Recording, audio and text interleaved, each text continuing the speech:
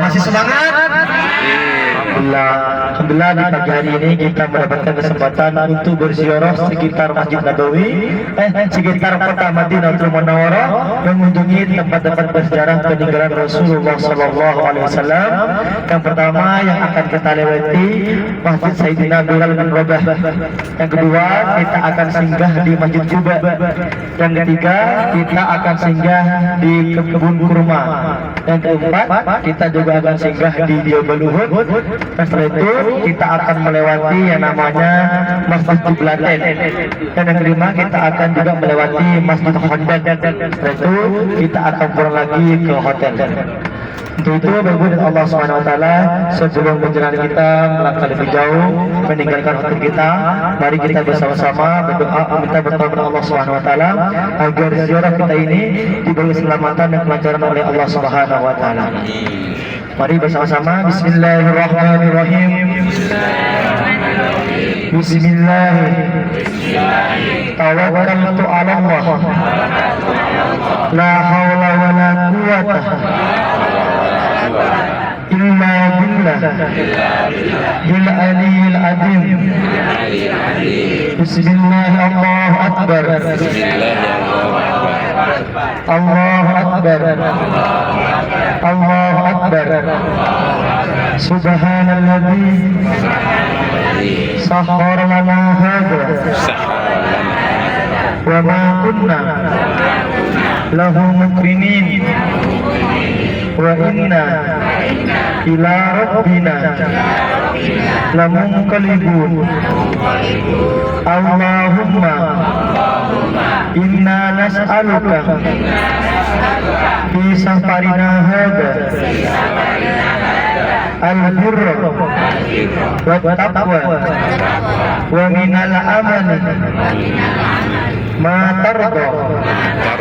Allahumma hawwin alaina safarana hadha wa bi anna bu'da. Allahumma anta sahibu bis safar wal khalifatu bil ahli. Allahumma inna na'udzu bika min wa'sa'is safar wa ka'abatil mandar wa su'il munqalabi bil mali wal ahli wal waladi. Al-Fatihah. Bismillahirrahmanirrahim. Alhamdulillahi rabbil alamin. Ar-Rahman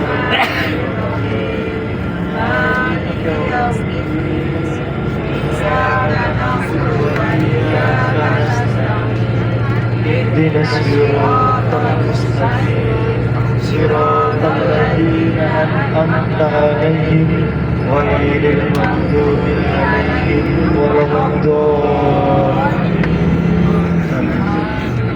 Bismillahirrahmanirrahim. Alhamdulillah wassalatu wassalamu ala Rasulillah wa ala alihi wa sahbihi wa mawala. Alhamdulillah Bapak Allah SWT, sampai saat ini kita masih diberikan nikmat sehat oleh Allah SWT, nikmat iman yang melekat kepada diri kita sehingga kita melaksanakan ibadah di kota Madinatul Munawwarah ke Masjid Nabawi tidak bermalas-malasan. Itu berkat nikmat yang masih melekat yang diberikan oleh Allah SWT kepada kita semua. Yang ketiga adalah nikmat kesempatan di pagi hari ini kita diberi kesempatan oleh Allah SWT untuk bisa mengunjungi tempat-tempat bersejarah yang berada di kota Madinatul Munawwarah. Sungguh nikmat yang luar biasa.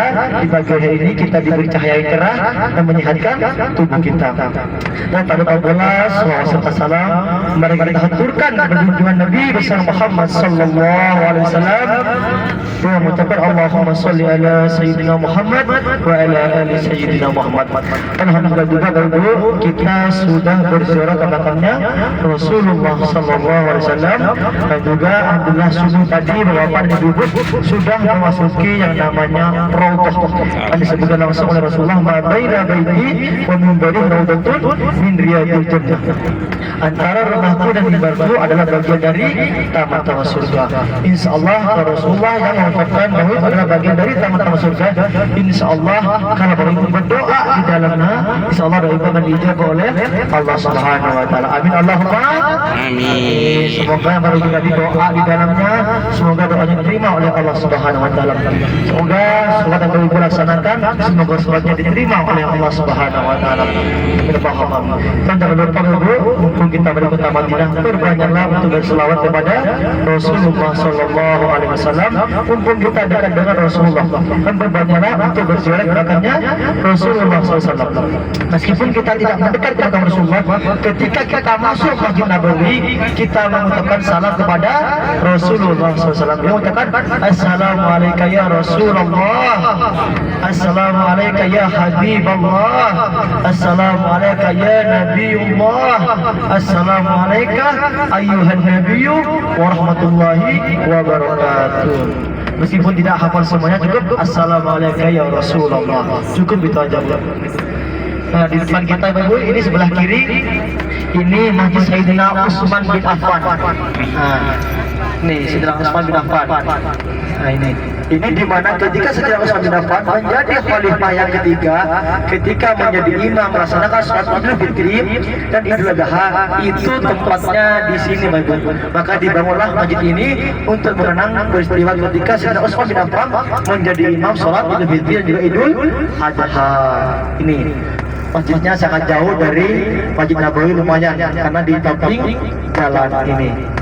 Nah, kalau Masjid Umar tidak kelihatan Ibu, ada di tengah-tengah hotel. Nah, ini yang kelihatan cuma Masjid Sayyidina Utsman bin Affan. Masjid Bilal sebentar lagi ada di depan kita. Masjid Bilal, masjidnya kubahnya hijau. Sebentar lagi 100 meter lagi kita akan melihat atau menjumpai yang namanya Masjid Sahabat Bilal bin Umar. Nah, ini sekarang lagi di kota Madinah maupun kota Mekah di kota kita sudah banyak perbaikan inovasi. Jadi Arab Saudi ini menginginkan seperti kota metropolitan, seperti tetangga seperti Dubai, Emirat Arab. Nah, sekarang ini targetnya tahun 2030 itu Arab Saudi sudah menjadi kota yang modern, Pak. Makanya semua tempat-tempat yang lawas, yang kumuh itu dihancurkan semuanya. Contohnya di sebelah ini, sebelah kiri kita depan arah jam 11. Ini tempat-tempat yang kurang bagus semuanya dihancurkan, akan dibangun bangunan yang baru. Ini sekarang banyak perbaikan. Nah, jadi semuanya itu nanti mungkin kalau Pak Ibu bisa kembali lagi ke sini di tahun 2030 sudah beda dengan yang sekarang. Bahkan di Mekah pun sekarang sudah banyak bangunan dibongkar. Di Jeddah itu sudah sangat banyak. Amin itu. Rezeki yang lancar, badan yang sehat, rezeki yang lancar, Pak. Yang pertama adalah niat. Insyaallah kalau kita ada niat kembali ke tanah suci Mekah Madinah, insyaallah rezeki kita dilancarkan oleh Allah Subhanahu wa taala. Yang kedua adalah kesehatan, Pak, diminta. Meskipun kita punya uang, tapi tubuh kita tidak sehat, kita tidak akan pergi ke kota Mekah dan kota Madinah. Ada uang tapi tidak ada niat, badan sehat ada uang tapi tidak ada niat, tidak akan sampai juga di kota Mekah dan kota Madinatul Munawwarah. Tapi yang pertama adalah niat, yang kedua adalah sehat, yang ketiga diberi rezeki yang lancar, Bapak. Insyaallah kita akan sampai lagi ke dua tanah Allah Makkah dan Madinah. Ini bagi kita target. Nanti kita ketika udah ada jarak panjang kita akan berselawat bersama-sama. Mana masjid? Kita jalan dulu Masjid Sahabat Bilal bin Rabah karena masjid ini jauh dengan hotel kita. Jadi kita jarang untuk memberi penjelasan ketika tidak menjumpai Masjid Sahabat Bilal bin Rabah. Karena kita sia-sia ketika menjelaskan tapi tidak tahu wujudnya seperti apa. Nah, jadi Ibu ini namanya yang ada kubah hijau satu menara, ini namanya Masjid Sahabat Bilal bin Rabah. Ini oleh orang-orang juga disebut dengan Masjid Dunia Akhirat. Kenapa dunia akhirat? Di bawahnya pasar, di atasnya masjid. Jadi bawahnya dunia, di atasnya akhirat. Makanya namakan Masjid Dunia Akhirat. Iya, iya. Dan juga kalau malam di sini juga banyak pasar kanan kiri Pak Ibu. Tapi sekarang sudah banyak dibongkar, akhirnya banyak jalan yang ditutup. Nah ini makanya lumayan macet ini.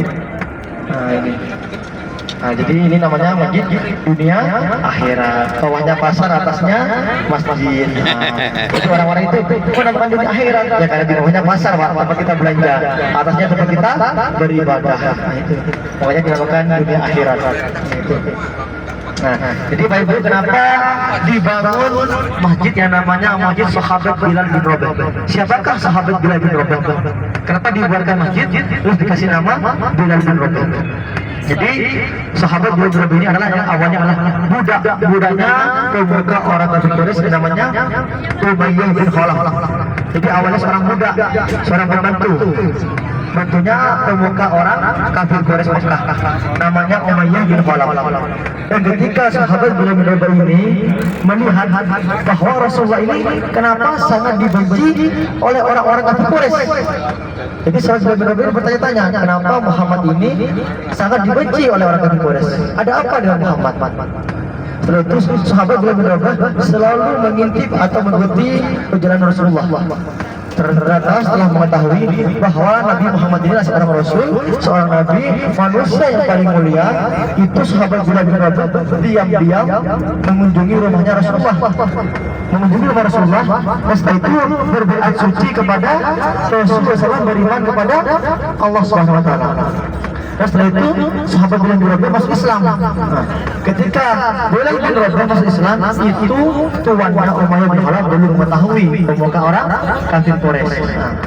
Dan setelah itu, ketika Umayyah bin Khalaf mengetahui bahwa Bilal bin Rabah masuk Islam, itu sahabat Bilal bin Rabah disiksa bagi diarak keliling sambil dipecut, dijemur, ditelentangkan, terus dadanya ditumbuk dengan batu. Untuk apa? Agar sahabat Bilal bin Rabah itu keluar lagi dari agama Islam. Tapi apa yang dilakukan sahabat Bilal bin Rabah ketika disiksa? Sahabat Bilal bin Rabah tetap mengatakan ahad Allah itu satu. Itu dikatakan oleh sahabat Bilal bin Rabah. Dan alhamdulillahnya ketika sahabat Bilal bin Rabah disiksa, itu Sayyidina Abu Bakar As-Siddiq melewati tempat ketika sahabat Bilal bin Rabah disiksa. Dan bertanya kepada tetangga, itu kenapa disiksa? Kata Sayyidina Abu Bakar As-Siddiq. Setelah itu ada tetangga yang mengatakan para sahabat itu disiksa karena Bilal bin Rabah itu masuk Islam.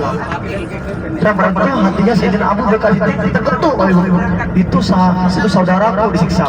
Akhirnya sahabat Bilal bin Rabah itu dibeli oleh Sayyidina Abu Bakar As-Siddiq, dibeli sebagai budak dan diserahkan kepada Rasulullah SAW. Akhirnya sahabat Bilal bin Rabah bebas dari perbudakan.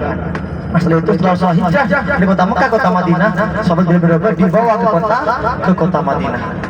Dan setelah itu setelah Rasulullah bisa menegakkan negara Islam di kota Madinah, sahabat Bilal bin Rabah diangkat menjadi muadzin, menjadi tukang adzan, diangkatlah oleh Rasulullah SAW. Jadi kebiasaan sahabat Bilal bin Rabah itu ketika ingin melaksanakan atau melaksanakan azan itu selalu mengetuk pintu rumahnya Rasulullah. Ketika Rasulullah keluar dari pintu rumahnya, barulah sahabat Bilal bin Rabah mengumandangkan azan. Itu kebiasaan sahabat Bilal bin Rabah. Dan ketika Rasulullah SAW wafat pada tahun 11 Hijriah, tanggal 12 Rabiul Awal, itu sahabat Bilal bin Rabah tidak mampu lagi mengumandangkan azan. Kenapa? Karena selalu teringat kepada Rasulullah SAW. Ketika apa? Ketika mengucapkan asyhadu anna Muhammadar Rasulullah, itu sahabat Bilal bin Rabah tidak mampu menahan air matanya, selalu teringat kepada Rasulullah SAW. Dengan itu karena Abu Bakar menjadi khalifah yang pertama mengganti Rasulullah sebagai pemimpin, itu sahabat Bilal bin Rabah meminta izin kepada Abu Bakar untuk berhenti menjadi muadzin. Kenapa? Karena selalu teringat kepada Rasulullah, saking cintanya kepada Rasulullah. Yang awalnya tidak diberi izin untuk berhenti. Presiden Abu Bakar berkata kepada Bilal bin Rabah, aku tidak akan menurunkan orang yang sudah diangkat oleh Rasulullah, kata Abu Bakar. Tapi Bilal memberi alasan kenapa ingin berhenti untuk menjadi muadzin. Bilal berkata, wahai ya khalifah, aku berhenti menggunakan adzan karena aku selalu teringat kepada Rasulullah. Aku tidak bisa melanjutkan ketika aku mengucapkan asyhadu anna Muhammadar Rasulullah. Setelah itu diizinkan oleh Abu Bakar As-Siddiq. Setelah itu sahabat Bilal bin Rabah pergi ke kotanya, yaitu ke kota Sam. Setelah sudah berbulan-bulan, itu ketika sahabat Bilal bin Rabah tertidur, itu didatangi oleh Rasulullah. Rasulullah datang di dalam mimpinya, Bilal, wahai sahabatku Bilal bin Rabah, kenapa engkau tidak mengunjungiku lagi? Apakah sekeras itu hatimu? Kata Rasulullah di mimpinya. Setelah itu sahabat Bilal bin Rabah langsung terbangun dari tidurnya, menangis terjerit-jerit. Lalu datanglah ibunya, lalu kata, ada apa wahai anakku? Lalu Bilal berkata, ibu, aku didatangi mimpi Rasulullah mengatakan, kenapa kau tidak lagi mengunjungiku? Sekarang inikah hatiku kepada aku, kata Rasulullah. Nah, setelah itu ibunya berkata, mungkin sudah saatnya engkau untuk mengunjungi Rasulullah, untuk berziarah ke makamnya Rasulullah. Setelah itu sahabat Bilal bin Rabah langsung ke kota Madinatul Munawwarah. Nah, Bapak Ibu, di sebelah kiri kita foto sejarah Bilal.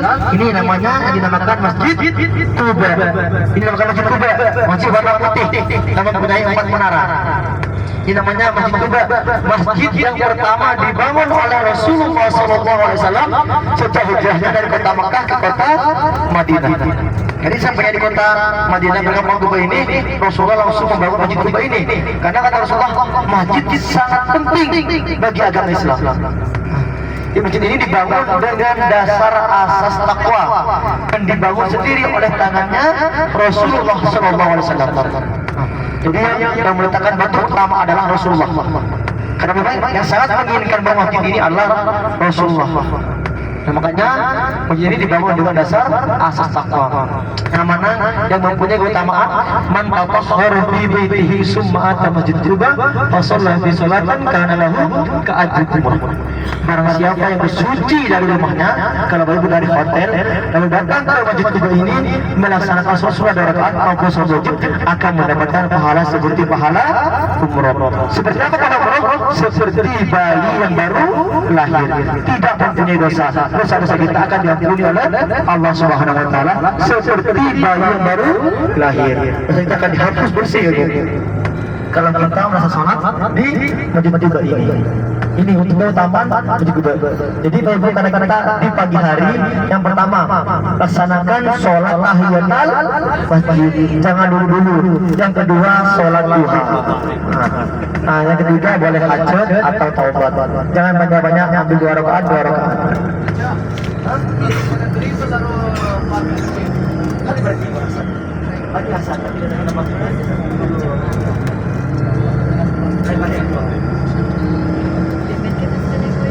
Jadi kita laksanakan yang pertama tahiyatul masjid, yang kedua sholat duha, yang ketiga sholat hajat atau taubat. Kita ambil dua-dua karena masih banyak tempat yang akan kita kunjungi. Nah, itu. Ada juga keutamaan Masjid Quba ini, Pak Ibu. Apa keutamaannya? Rasulullah dalam sepekan itu 2 kali mengunjungi Masjid Quba ini.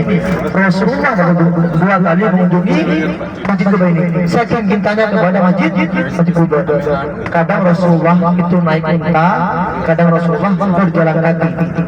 Dari Masjid Nabawi ke Masjid Quba, Rasulullah kadang-kadang jalan kaki. Itu jauhnya 5 km. Jauhnya Masjid Nabawi ke Masjid Quba 5 km. Saking cintanya Rasulullah, jauhnya 5 km tetap berjalan kaki ke Masjid Quba. Apalagi kita sebagai umatnya, kita laksanakan sunnahnya yang dilakukan oleh Rasulullah SAW. Jadi kita umatnya, kita laksanakan sholat tahiyatul masjid, sholat duha, dan sholat hajat. Insyaallah kita akan mendapatkan pahala umrah yang sudah dijanjikan oleh Rasulullah SAW. Kenapa kita kalau sholat ini tidak mendapatkan pahala seperti pahala umrah? Kenapa? Karena di mana ketika orang muhajirin, yang dinamakan orang muhajirin ini adalah orang yang hijrah dari kota Mekah ke kota Madinah, itu namanya kaum muhajirin. Kaum Ansar adalah orang asli penduduk kota Madinah. Di mana kaum muhajirin ini sangat rindu akan Baitullah, sangat rindu akan kampung halamannya. Karena ketika Rasulullah 4 tahun Hijriah tidak bisa melaksanakan umrah karena masih dicegat oleh orang-orang kafir Quraisy.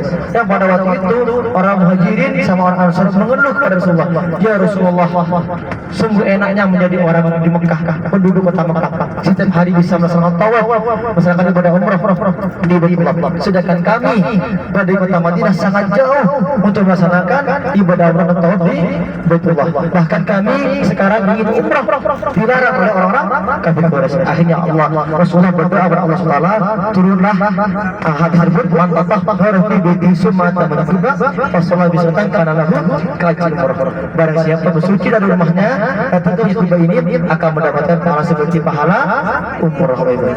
Jadi datangnya pahala ini karena mengeluhnya kaum Muhajirin dan kaum Ansar kota Madinah. Akhirnya diberi kenikmatan yaitu pahala seperti pahala umrah itu. Di mana pada tahun Hijriah itu orang kota Madinah, orang muslimin dilarang untuk melaksanakan ibadah umrah. Itu diikat di Hudaybiyah. Makanya ada namanya perjanjian Hudaybiyah. Ketika sampai di kota Madinah ditolak, akhirnya para penduduk kota Madinah, Muhajirin dan Ansar itu mengeluh kepada Rasulullah.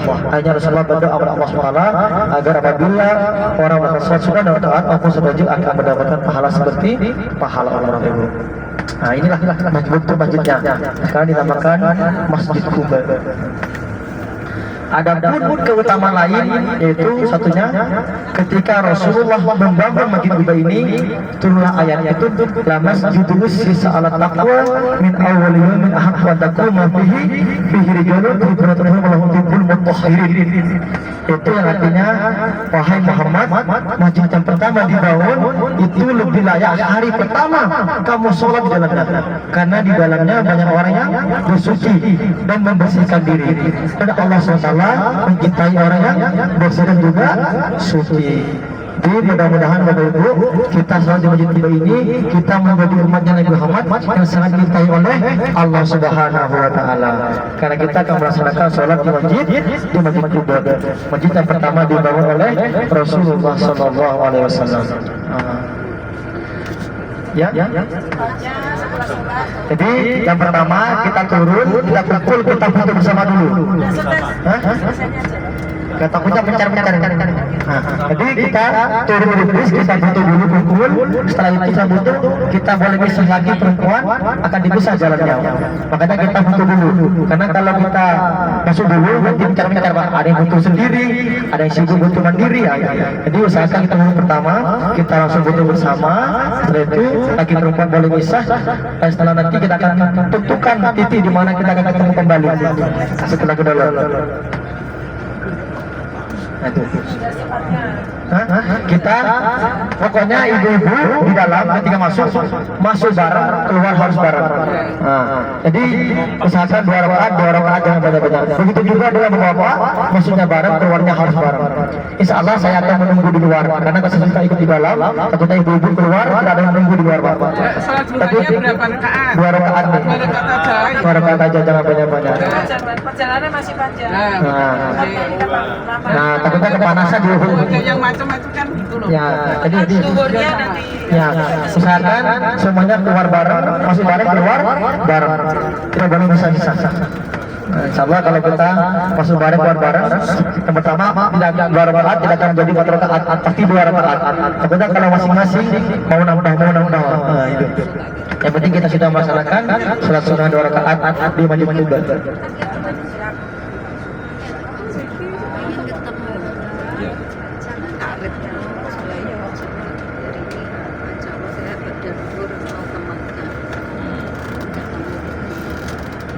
Jadi ID card dipakai semua, ID card ada semua. Jangan sampai ID card tidak dipakai. Kalau Bapak Ibu tidak pakai ID card, ketika nyasar siapa yang mau mencari Bapak dan Ibu.